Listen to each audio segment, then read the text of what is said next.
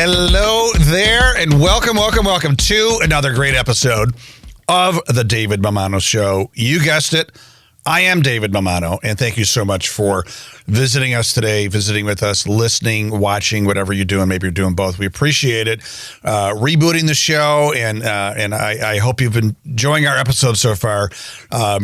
Today, I'm really excited. I have really a legend on the show, and I'm extremely grateful that this legend is making time for me today. His name is Jim Britt. Jim, welcome to the David Mamano Show.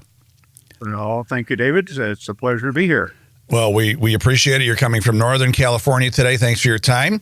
It's the morning for you, but you look like you're all coffeeed up and ready to go. So we appreciate that. I'm in the middle of the day for me. I'm a 4:30 riser. Oh, so wow. I'm good for you. Half of my day done before other people get up. I love that. You get a lot done, right?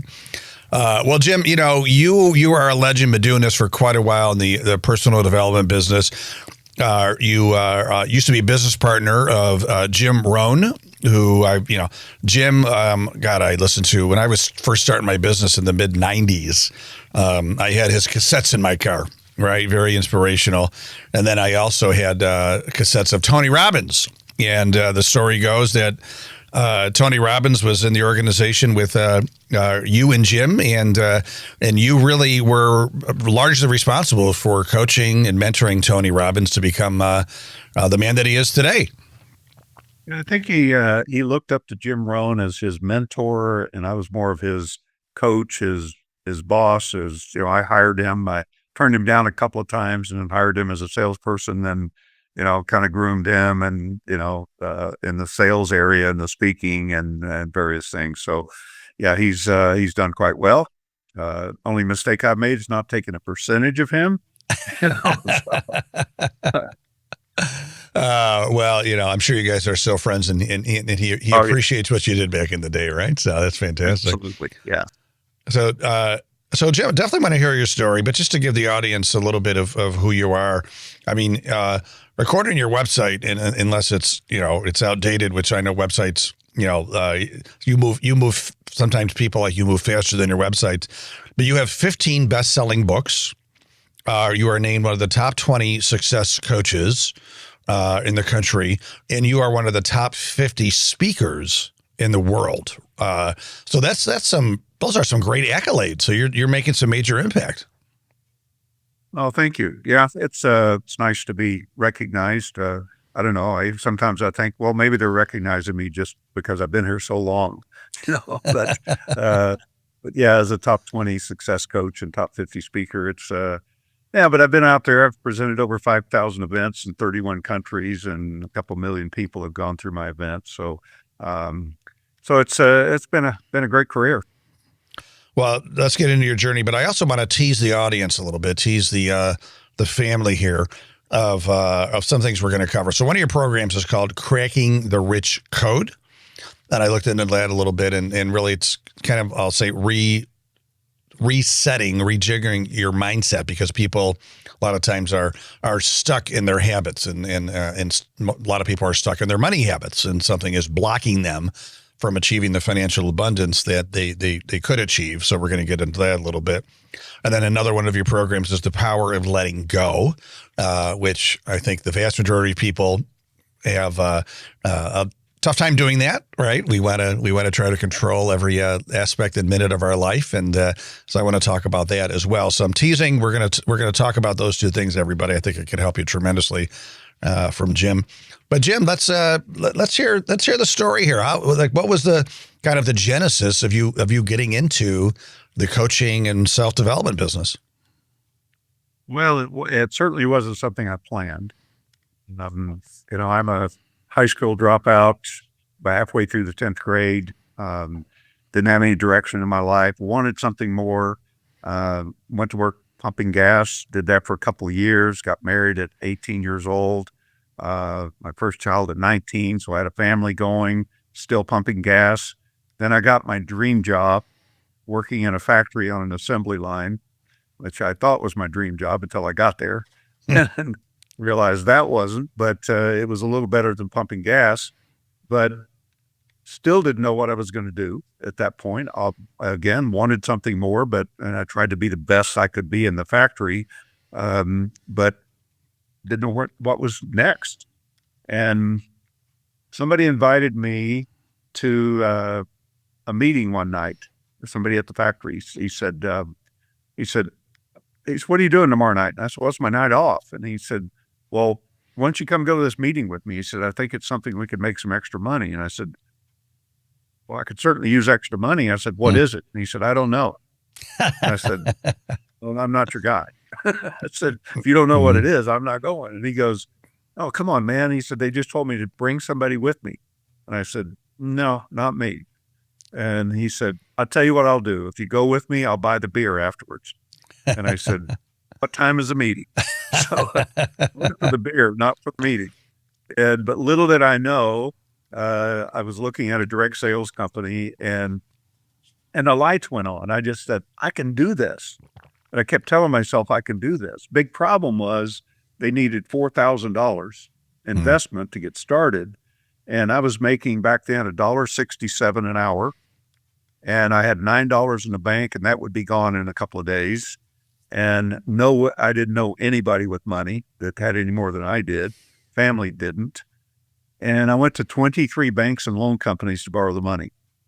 And number 23 finally loaned it to me. And I think it was probably 50% interest or something. It might have been mafia. I didn't care. I just wanted to end the business. Loan shark, huh? They told me, they said, "Your job is talking to people." He said, "If you talk a lot, you'll earn a lot." And I said, "Well, what's a lot?" And he said, 10 a day. I said, "I'll do it." So I quit my job at the factory, which was a mistake, and gave him a week's notice, started talking to 10 people a day for the next 12 months. And in 12 months, I'd talked to over 3,650 people, and I made one sale. Ooh. Yeah. And how did your wife handle all this? Well, I got good at selling. I sold one of my cars. I sold my pickup. I sold my camper. I sold my boat. I sold my fishing equipment, my guns, to survive. So you were a good salesman, just not sell the right things. Yeah, exactly. But desperation, I guess. And at the end of that year, I'm standing in my kitchen looking out the window going, what am I going to do? I've got 15 cents in my pocket. I've got a wife and a child, and I have no food in the house. And I had a notice on the door saying, you got to be out in 5 days by order of the sheriff. My home had been foreclosed. Both of my vehicles that I had left were gone. Half of my furniture had been repoed. And I had to make a big decision. What am I going to do? And I didn't know what to do. And I thought about going back to the factory, and I said, no, I'm not going back. I'm going to make this work. And I had no idea what I was going to do. I'm going to be on the street in 5 days. And in that 5-day period, actually within a 24 to 48 hour period, the answers came to me, and somebody showed up at my door, taught me, somebody from the company, and they taught me what I was doing wrong, what to eliminate, and what to do to make this thing work. Over the next 12 months in that business, I earned just over $500,000. Wow. And then the one sale that I made, that turned into another opportunity that I took advantage of that earned me another $500,000. And what around what year was this, Jim? Oh gosh, this was in 1971, I guess. So, I mean, $500,000 is incredible now. Wow. I mean, in 71, I went from 15 cents to millionaire in 1 year. Wow. Talk about a shock. When I went in to apply for a loan at my bank for the $4,000, he turned me down. But about 6 months later, he's calling me Mr. Britt when I walk into the bank. Right. Yeah. Yeah. I'm taking in like a $40,000 check, and I'm going, they've got to think I stole this or something, because he's in the mafia now, right? Yeah. So worth that, Jim, what was the product? What was the product that you were selling? Or product? Soap. Okay. It was soap. Yeah, cleaning materials and stuff. Everybody uses it. Yeah, everybody uses it. Yeah. Well, hopefully. What was so the guy that showed up at your door? What did he tell you that you were doing wrong? And then how did he twist your pitch so that you started selling? All that. it's pretty interesting. He said, tell me what you're doing. And I shared with him, I'm telling people what I'm doing and all this stuff. And he says, look, Jim, he said, you got to understand when you have a viable prospect. I said, well, how would I know? He said, well, there's 3 destinations you have to arrive at. Number 1, do they have a pain or a problem? Mm-hmm. He said, if they don't, you don't have a prospect. Number 2, do they want to solve that pain or problem? And if they don't, you don't have a prospect. And number 3, can you solve it? He said, so if you have all 3 of those in alignment, you got a viable prospect. And he said, and you got to stop with all of the jacking your jaws out there all the time. He said, stop talking and start asking questions. Because I asked him, I said, how do I know if they have a pain or a problem? And he said, well, you have to ask questions. And I said, well, what kind of questions? And he said, doesn't matter. I said, really? I said, well, how am I going to get to those problems? He said, they'll share them with you if you get in a conversation. I said, well, how do I start a conversation? He said, how about hello? He said, that's a place to start. And I said, if you want to get a little better at that and get the conversation going faster, he said, hi, how are you today? And they're going to answer back, I'm just fine. Thanks for asking. How are you? Because they feel obligated. I'm fine. Well, what brings you in here? Do you come to this coffee shop often or whatever? You start the conversation. He said, what do you do for a living? And on and on. And he said, pretty soon they're talking about family. They're talking about their problems. They're talking about the money they don't have and the problems they have. He said, if you just ask questions and listen, people will give you their problems. He said, then you have to determine whether they want to solve them or not by asking more questions. What are you going to do about that? What's your vision for the future? That type of thing. So I learned a lot about myself. I learned a lot about talking to people and asking questions and listening between the lines instead of just listening for what they're saying. What are they really meaning behind it? And it's fascinating. I mean, you can take people right to their problems, almost everybody. So, well, Joey, it sounds like you went from doing more talking to more listening. That's what I'm literally hearing right now. Totally. Yeah. Totally. Yeah. Yeah. And what really, you asked me how I got into this business, what really came out of that, even though I made a lot of good money, the trainer in that direct sales company was Jim Rohn. And there were a few other people involved in that company too. There was Les Brown, there was Bob Proctor, there was, oh, wow. I don't know, several others that are in the speaking field today. Something was in that water in that company. Wow. They weren't really speakers then, but they were kind of top producers and did some meetings and speaking. But yeah, so I got to know a lot of those people early on. But Jim Rohn was a trainer and we became best friends.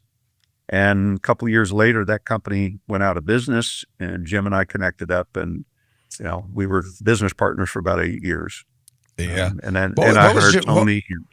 What was Jim like behind the scenes? I mean, he seems like everybody's, favorite uncle when he was alive, and I would hear him talk. And I mean, was he the same guy behind the scenes?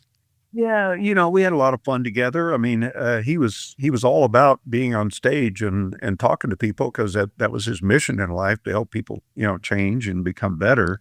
But I remember we were doing a retreat, a leadership retreat, and this big ranch in Northern California. And we stayed in the main house, and we had about 80 people up there. And so we sat down one evening after the event that day, and we were sat down to have a glass of wine. And Jim gets up and he said, "I'll be right back." So he goes into the other room, into the bedroom or bathroom, and he comes back. He's got his T-shirt on and his underwear, and that's pretty much it. And I'm going, "Damn, he's just like me." Right. It kind of disarmed me, like I always put him on a pedestal and going, wow, okay. Just a regular guy. He takes his pants off the same way you do, right? He sat down and had a glass of wine together. Right. So, yeah, he was, very, very cool guy. And one of the biggest moments of my life, I was invited to speak at a retreat up in Montana years back. And they said, there's 3 other speakers. I didn't bother to even ask who they were. And so I get up there, and I had 2 mentors in life, Jim Rohn and a fellow by the name of Bill Bailey, who owned that first direct sales company, and Bill became a pretty well-known speaker as well. Mm-hmm. And so when I get there, I find out the two of the three speakers were Jim Rohn and Bill Bailey. Oh, wow. And me. Wow. And one other guy. And yeah. Get the band back together. So Huh? both Bill and Jim always said, if somebody comes to town with something good to say, sit on the front row and take notes. Yep. And listen. Yeah. And so I get up to speak, and here's Jim Rohn and Bill Bailey sitting on the front row. Front row with their notepads. With a notepad and a pen. And I'm going, and I started into it. I'm about 10 minutes into it, and they're taking notes on me. I loved it. And I had to stop, and I just went, wow. Yeah. I said, here's my two mentors sitting on the front row. Yeah. Learning from you. This is a pretty moving moment for me. To have that happen. And that's why they were so good at their trade. They never stopped learning, right? So, even from people that they helped train. It's pretty amazing. Yeah, that is. Yeah, that was a moving moment. But yeah, we had a lot of fun together over the years. And what was, I definitely want to get into some of your programs here. But I'm just wondering, like, what was a young Tony Robbins like? I mean, meeting him for the first time, did you know that he was going to be kind of this global phenomenon? No way. When he came in for an interview, first time he came in was 17 years old, and I turned him down. Mm-hmm. And the next time he came in, I said, look, I'll hire you, but you got to go through all of the programs. And so you know what you're selling. And he said, well, how much is that going to cost me? I said, $1,180. Mm-hmm. He said, I don't have $1,180. I said, well, come back when you do. Mm-hmm. Came back the next morning and threw $1,180 cash on my desk. Oh, beautiful. And I said, where did you get that? He said, I went to a bank and convinced the banker to loan it to me. Wow. I'm going, at 18 years old and you got nothing? He's living in the back of his Volkswagen van. Was he? Wow. Yeah. Yeah, he was. And so anyway, I hired him. And when he came in for the next interview, he's a big guy, 6'7". His pants were about 2 inches too short. He was wearing a pair of shoes that kind of similar to what I used to wear in the gas station. Mm-hmm. And he had black or white socks on. Oh, geez. And I'm going, man, this guy needs some help. But he had this presence about him that this determination that he was just going to make this thing happen, no matter what. And so I hired him, and I said, Ben, you got to get yourself a suit.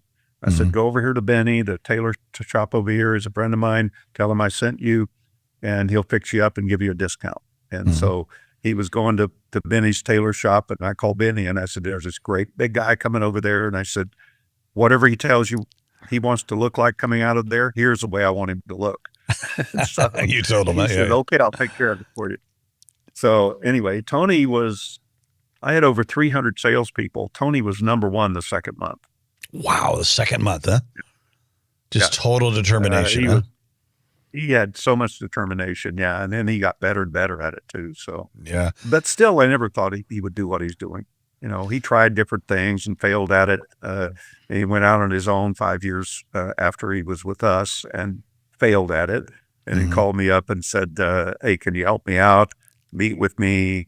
I've got all this recognition and stuff, and I'm not making any money. So I kind of helped him see what he needed to do to kind of restructure that beginning stages. But, he took off. And I think midway, years back, he kind of went through a slump again, and he just excelled like crazy after that. He came back. Yeah. So, no, I remember when he did the infomercials, right? Selling his videos and cassettes and all that stuff. In fact, when I got out of college, I was working at a company and I was miserable. And I saw his infomercial and I bought it. And I had the cassettes in my car. And I knew I wanted to be an entrepreneur, but I just, of course, didn't have the courage and all that. And then he said something that like changed my mindset. He goes, you can do anything. He goes, if you are fully committed, you will always find a way. And obviously he did that with the bank with the $1,180, right? But when he said that, I'm like, he's right. I literally pulled my car over. I wrote that down. If you're totally, fully committed, you will always find a way. And then the next week I quit my job and became an entrepreneur because I was like, even if my first business fails, I'll start a second, I'll third, I'll keep on learning and moving forward, and I'll just find a way. And if you're not committed, there's always an escape route that you set up for yourself. Yeah. So, it's those excuses we make, it was raining and I couldn't make sales calls or whatever it is, we come up with things to justify why we didn't make it. But if you're fully committed, you never justify, you just keep going until it happens. And what do they say? Burn the bridges, right? There's no going back. yeah, Or you burn the boats, burn the bridge, burn everything, right? That's what I did, standing in that kitchen that morning and saying, no, I'm going to make this work. And man, it's like, I think time, fate, circumstances, or whatever you want to call it, all gathered together and said, hey, he's not going to give up. He might as well let him have it, Yeah. Well, no. And you were 5 days from losing everything. So, and you only had a few things left, it sounds like. So, well, the interesting thing was the second opportunity that was presented to me that same day furnished me with $300 a week to start a vehicle, a 3-bedroom furnished apartment, and an opportunity, if I excelled at it, to end up making that almost a little over $500,000. Oh, wow. So when they said 300 a week, that's when I said, I'm in there. And then they added, you get a vehicle, and going, oh my God, I need a vehicle. And if you want it, a 3-bedroom furnished apartment. They were the largest apartment builders in Oklahoma City, where I lived at the time. So it was pretty interesting how all that happened within 24 to 48 hours. Yeah. Well, it's amazing. It's amazing what you can do and what happens when your back is against the wall, right? I mean, look at, again, Tony, come back when you have 1180. Okay. Within 24 hours, he did it, right? So speaking of money, Tony was broke, you were broke. A lot of people that are massively successful were either on the edge of bankruptcy or experienced it. So let's talk about your program called Cracking the Rich Code. Tell me about that, and tell me how you help people kind of reframe their mindset to finally make the money they deserve. Well, the reason people in general, and I'd say probably 90% of the people, at least in the U.S. and maybe around the world, don't really have enough money to live comfortably without credit cards. But that's a limit too. So then once you run those up, then you got a whole new set of circumstances you got to take care of. So it's because they don't have a good relationship with money. Like a good friend of mine, he's very successful. He just sold one of his businesses for $100 million. He owns a bunch of franchise companies, and I asked him one day, I said, it looks like money just kind of flows to you. He said, yeah. He said, I don't pay much attention to money. He said, except when I'm setting up a business, I look at my profit margin and all of that, because you got to make a profit to have a business. Otherwise you can't afford to keep it running. He said, I look at all of that, but after I set up the structure, he said, I focus on the service and trying to improve that service, because if you do, the money will flow to you. And so he said, that's what I do. And he mentioned to me too, he said, most people don't relate to money well. They focus on wanting more of it, but what they're really doing is focus on it in a desperate way that's actually pushing the money away. But what I discovered, both in the Cracking the Rich Code philosophy, which is a 4-month program, basically, that helps people to change that relationship toward money, and the program, The Power of Letting Go, they kind of work hand in hand. What I discovered about 35 years ago, you've heard of that 80-20 rule. Yep. The Pareto principle. Yeah. About 35 years ago, they were talking a lot about that in sales, and, I'm a 20%er or whatever. And one day I'm thinking about that, and I thought, what makes the difference? What's wrong with the 80%? Why don't they follow through? And I started thinking about that, and I thought, man, they join the gym and they drop out in 5 or 6 weeks. They go on a weight loss program January 1st. By the 15th, they're back eating, bonbons and watching TV or whatever. They don't follow through. They come to an event, they buy a program, then they don't use it. And I thought, that is just weird. I thought, why would you go to the trouble and spend the money if you're not going to apply it? Because it never occurred to me to do that. And then I stopped and I thought, if I could figure this out, that's a huge marketplace. if 80% of the people want more and they go through the motions of wanting to get it, but they don't follow through, I got to figure this out. Mm-hmm. So I didn't know where to start. And I thought, humans are similar in some ways, but they have differences. And I thought, well, let's start when they're born and let's look at the first phase of their life, which is the first 6 years before they have responsibilities going into school and that. So what do kids want? Well, they want to be happy, they want to have fun, and they want to learn things. Pretty much it. And if you watch little children, that's what they're doing. They're always learning things and how high can I jump and how, can I do this or how does this work, and asking questions and learning new things. And they're always happy and joyful. And I thought, well, your parents start the process of teaching you things. They teach you to walk and talk and, put your clothes on, say your numbers, or how to swim or how to cross the street, and, things to protect you. And as you repeat those things over and over and over, you finally perfect them. Once perfected, they become a habit pattern that's second nature to you. And we all have probably hundreds of them, I don't know, dozens of them, of habits that we do that we don't even consciously think about.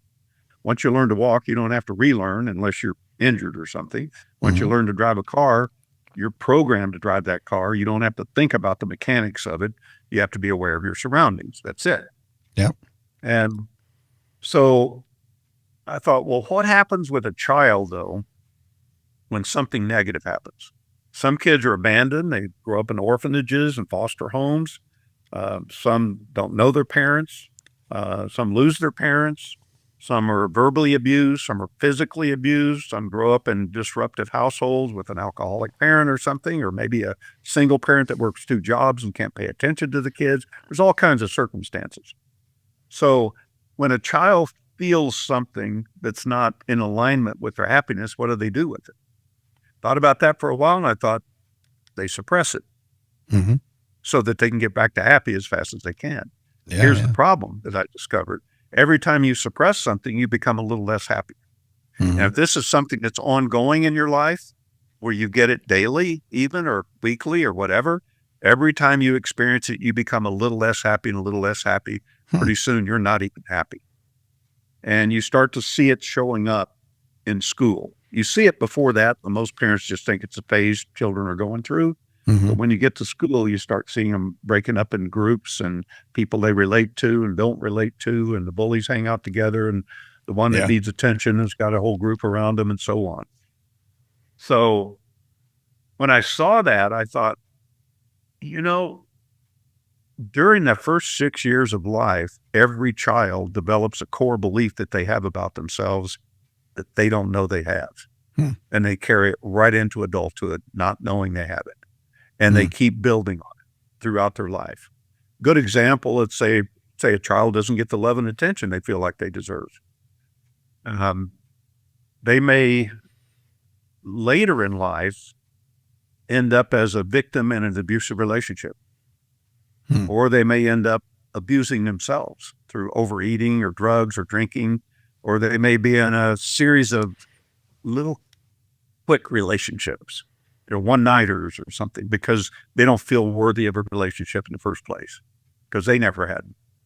And so we carry this stuff into our workplace. We carry it into our health, or, every area of our life, relationships and everything. So depending on what somebody goes through, they carry that into adulthood if they don't deal with it. The problem is nobody knows that they have the core belief. So when I saw that, I thought, every decision somebody makes get filtered through the core belief before they take action. And that's the problem. And we do develop other beliefs as we go through life, maybe through repetition, that we learn to be a great podcast host, or we may learn to be a great violinist, or, things like that we pick up and we do and become good at it, but we still have the core belief behind us. And we may be the best guitarist in the world, and we may think we're the best in the world, but deep inside, nobody ever recognizes us because our core belief won't allow that to take center stage and become well known because we don't feel worthy of it.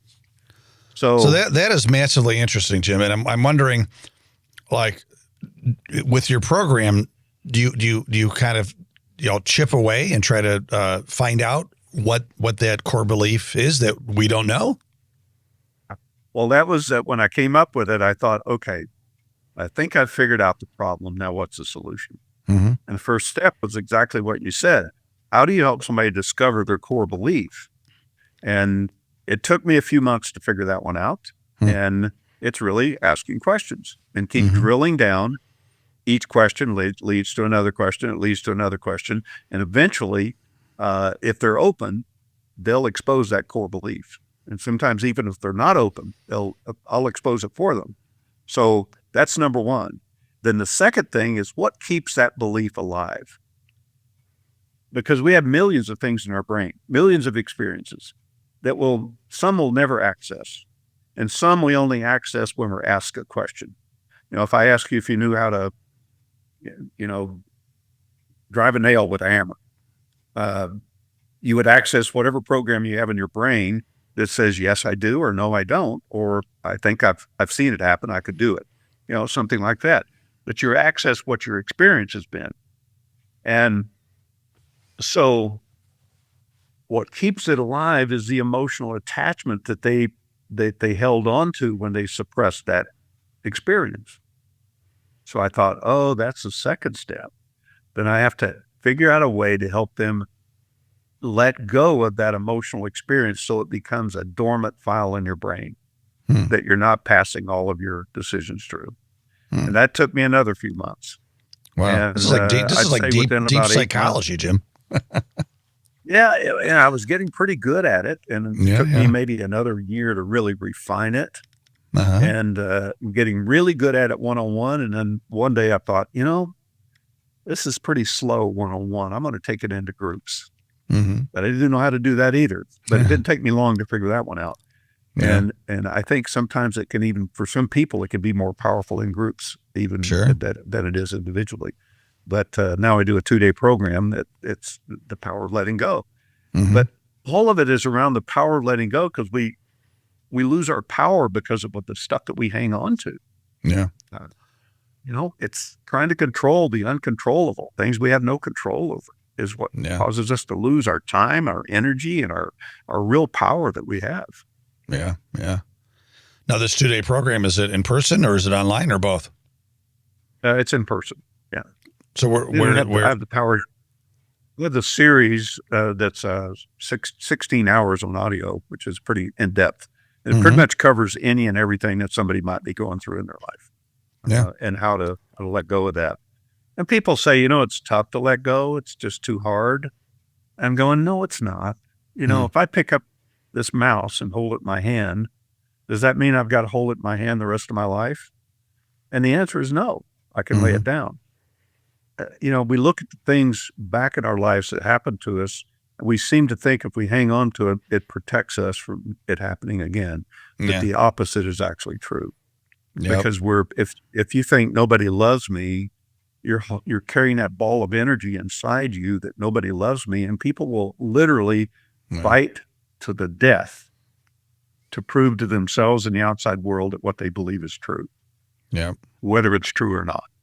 So it's like we almost have to be like a snake and just shed that skin, never look back, right? Yeah.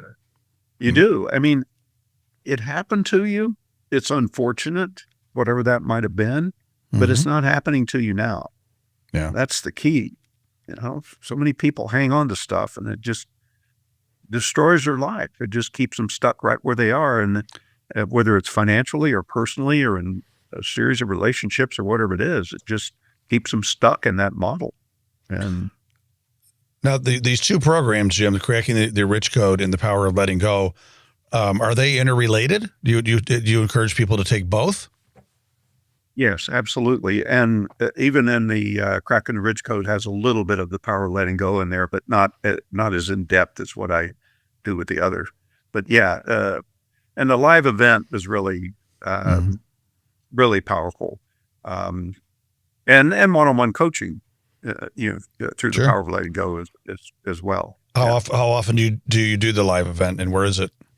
The live event, I don't have one scheduled right now. I usually do, 3 or 4 of them a year.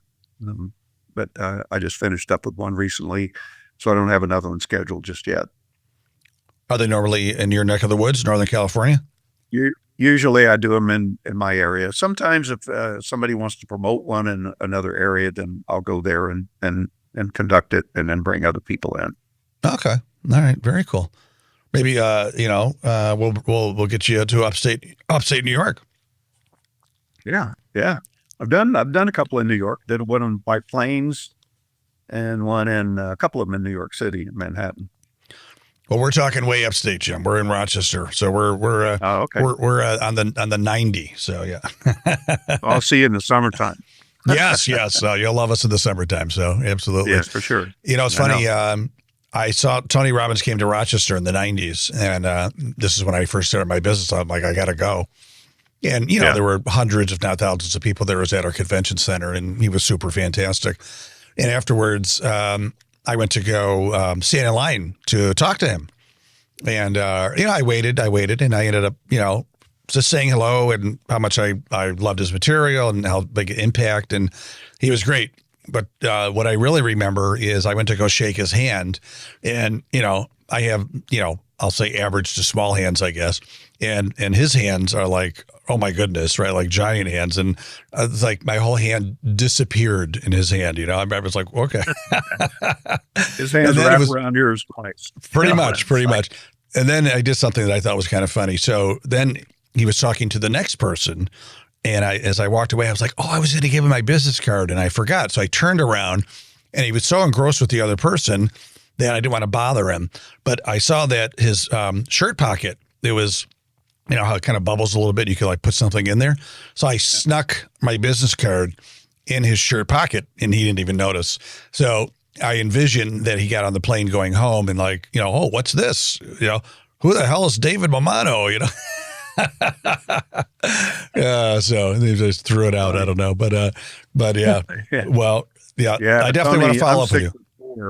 I'm 6'4", Tony's 6'7", and wow. I feel small up against him. I'm pretty good size, but he's just that 6'7" does it, man. He's pretty intimidating. I'm 5'9" with the afro, so you can imagine how I felt, right? So.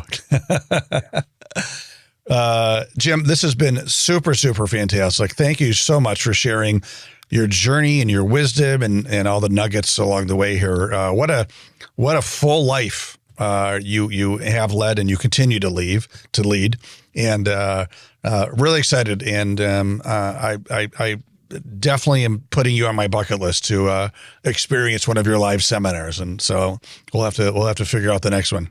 People tell me, I hear it all the time, that God put me in this position to learn something. I'm saying, no, you put yourself in that position, and God will support you in whatever position you decide to keep yourself in.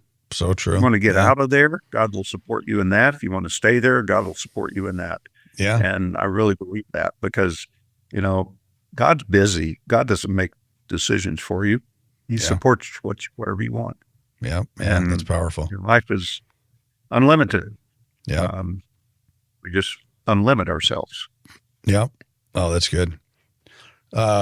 Jim, people want to get in touch with you, learn more about you. Where do they go? You can go to jimbritt.com. That's two T's. You know more about Cracking the Rich Code, you can go to crackingtherichcode.com or poweroflettinggo.com. There's a couple of audios there that they can download and for free. To kind of get a flavor of what we're offering there. Beautiful. Well, we're going to be in touch, Jim. I'm going to reach out to you, and I definitely want to explore a lot more with you because I'm I've had a great life, but I'm ready to bring it to the next level. And I awesome. Think that I met you at the time of my life at the right time, and so I would be a fool not to follow up with you and have you be a part of my garden, if you will. Thank you. I appreciate that. Look forward to that. All right. Thanks, Jim. Thanks again so much for taking the time. I appreciate it. And I wish you continued massive success and major impact in the world. Thank you. Appreciate that. Yeah. And thank you, everybody. Thank you, everybody, for watching and listening. This was what a great episode. What a great interview. A lot of, I'm going to say, just like deep, helpful action items mixed with some incredible philosophy. So please visit jimbritt.com and learn more about what he does. Thank you so much, everybody. Go to my website too, davidmamano.com. Learn more about what we do. You can sign up for my free newsletter, etc.